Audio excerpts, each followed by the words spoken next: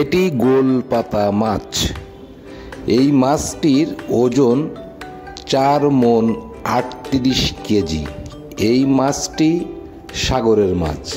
আমরা একটি সন্ধান পাই খুলনার সোনাডাঙ্গা বউবাজারে গিয়ে দেখা যায় যে 4 মণ 38 কেজি ওজনের একটি মাছ, যেটি দ্বিখণ্ডিত হয়েছে। আমরা ইতিপূর্বে আসতে এই মাছের লেজটি দেখুন দর্শক, এই লেজটির ওজন প্রায় 1.5 মণ। এই লেজটি 1.5 মণ ওজন এবং এই মাছটি দেখতে অসংখ্য লোক ভিড় করছে।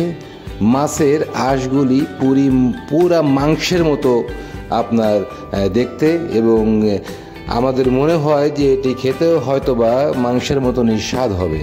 অনেকে বলছে যে তারা এই মাছ খেয়েছে, ছোট মাছ। অনেকে বলছে এটির নাম গোলপাতা মাছ, অনেকে এর নাম বলতে পারছে না। আর কেউ বা বলছে যে এটা হচ্ছে একটি হাঙড় মাছ। হাঙড় অনেক ক্যাটাগরির হয়ে থাকে, এটি হাঙড়েরই একটি প্রজাতি।